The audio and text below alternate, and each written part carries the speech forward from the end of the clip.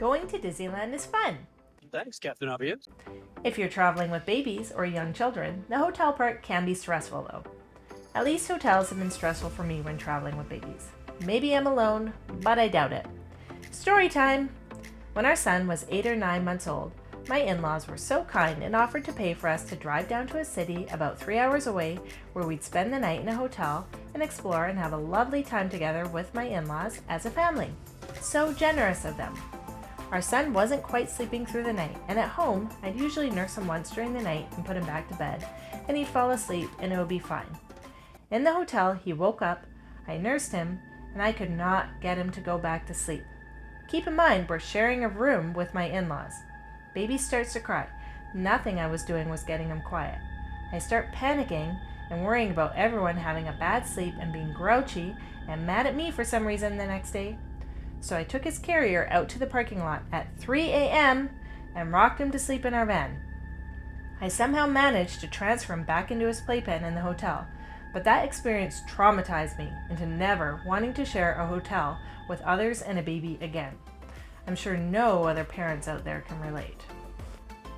So yeah, picking how you're going to rest and recover when you're not at the theme parks or whatever else you're doing is a big decision with lots of factors. Most people think of hotels right away, and obviously this is what most people are used to and are comfortable with. I personally usually book vacation rental properties through websites like Vrbo or Airbnb because of the type of traveling that I do, but more on that later. So some things to consider are your party size, if you'll have a vehicle, either renting or driving your own, the distance from the parks that you're comfortable with, how long of a trip you'll have, price, amenities like free breakfast or parking, pools, and how much time you'll spend at the hotel. Will you just be crashing there at night, or will you be taking rest days or afternoon naps there? Here's a question related to accommodation. Is renting a vehicle necessary? Well, only you can answer that. There are many transportation options around the Disneyland Resort. ART, which stands for Anaheim Regional Transportation, is a bus system, and it's quite good. Uber and Lyft are very popular options as well. Some hotels have complimentary shuttles. If you're in a hotel close to the Toy Story parking lot, which is a Disneyland parking lot about 3/4 of a mile south of Disneyland on South Harbor Boulevard, you could walk over to the parking lot and take the bus for free. If you have little kids and you're using Uber or Lyft, do you have car seats or boosters for them? You can't really use your own unless you have a small booster or an inflatable one that you can stash in a locker during your visit to the park. If you take a bus or a shuttle, you don't really need to worry about that. If you rent a car, you'll have to factor in parking at your hotel, and if you drive it to Disneyland, parking at the parking lot there as well. As of this recording, parking is $35 for a standard size vehicle per day. And of course, walking is always an option too, but 20 to 30,000 steps a day and then a long walk to the hotel at the end of the day isn't exactly fun, especially with little kids, or if you want to take a rest in the afternoon and go to your hotel and then head back to Disneyland in the evening. So this is where hotel proximity becomes a factor. I have a friend who had a vehicle and the dad dropped them off and picked them up and he walked back and forth to the hotel. It was about a 10 to 15 minute walk each way depending on traffic lights, and that worked for them, but it might not work for everyone. I'm not trying to overcomplicate things.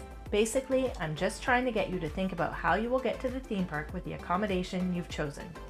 If you have smaller kids, I'd recommend being in walking distance so that you can push a stroller or rent a car, or find a hotel with a shuttle. With older kids, walking is a bit easier, or you have the option of taking Uber and Lyft easier without having to worry about car seats and booster seats. If you do rent a car and choose to drive and park at the Toy Story parking lot. It's less busy in the morning, they do bag check there. If you're trying to rope drop, you can definitely get in the park earlier when you park at the Toy Story parking lot and take the free bus versus a Mickey and Friends parking structure. So, back to hotels. South Harbor Boulevard is a main street east of the Disneyland Resort, and that is one of the most popular places to stay. Of course, the closer you are to the resort, generally speaking, the more expensive the hotels will be. As mentioned before though, if you're further away and need to rent a car or use Uber or Lyft, or take a bus, you'll need to factor that into your costs as well. If you save $50 a night on a hotel that's 3 kilometers away, but you have little kids in car seats and you need to rent a car, then you'll probably spend more than $50 a day on the rental car, plus parking at the resort and your hotel. So these are all things to consider. You can find hotel ratings and reviews on websites like Travelocity, Expedia, or Booking.com. Many of the popular hotels in the area are the Howard Johnson by Wyndham, Anaheim, or Hojo as it's affectionately called. They have a fun water playground. Courtyard by Marriott, Anaheim, which has a bigger water park. The Candy Cane Inn. Homewood Suites by Hilton. The Best Western Plus, Park Place Inn. Castle Inn and Suites. The Tropicana. Anaheim Camelot Inn and Suites. Anaheim Majestic Garden. And the Grand Legacy at the park. That is by no means an extensive list, but these are just some of the most popular options. Of course, there are always the on-property hotels, the Disneyland Hotel, the Pixar Place Hotel, and the Grand Californian Hotel. The main benefit is that you get early entry to one of the parks. It alternates which one on which day, a half an hour early. They are not necessarily the closest hotels to the theme park entrance, however.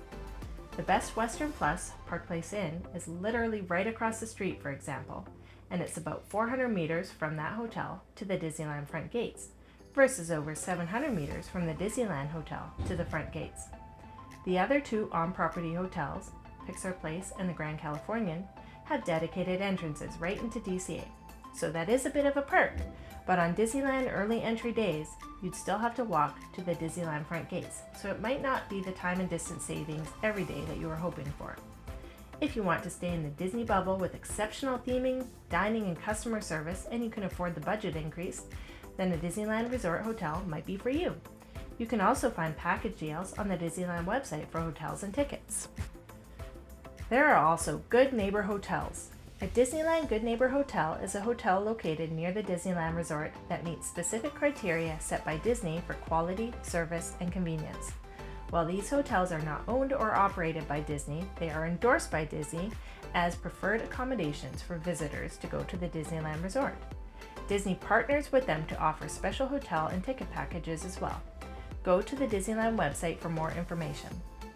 You can also contact travel agents like Getaway Today or Undercover Tourist, as they can often get you deals on ticket and room packages or free nights. For example, stay 3 nights and get the 4th night free. These agents are free to use as they are paid by Disney or the hotels for their services.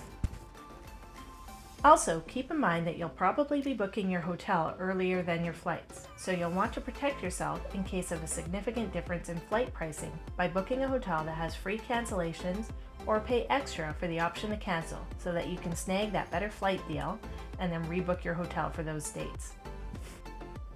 Now, for a different perspective. I've gone on multiple trips where I've stayed at Airbnbs or Verbos. We usually travel with our kids, and we also like staying anywhere between 1 and 2 weeks, which I realize is longer than the average Disneyland trip. When we have those longer trips, it's nice to be able to have a full kitchen to cook in and save money for meals. It's also so great to have laundry, as anyone with kids knows. We have always chosen places with pools, and they're within walking distance of Disneyland, usually 20 minutes or less.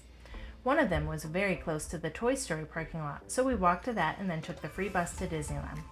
They're also great for keeping costs down for bigger groups. Maybe 2 families are going together, or you're traveling with multi-generations. We went with my husband's family, and there were 6 adults and a 2-year-old. It's nice when everyone can have their own spaces to relax in, or to put a baby to sleep in, but some common areas like the kitchen, pool, or living room to gather in. There was parking as well, so we could rent a car or bring our own vehicle, and we were able to use it to do some exploring around the area on our rest days. We've found them to be comparable in price to the hotels for the most part.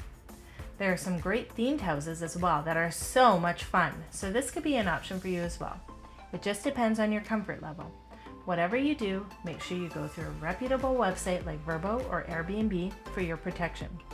Find an experienced host with lots of positive reviews so that you can make the best choice for your family. Phew, now that that major hurdle is out of the way, how are you going to get there?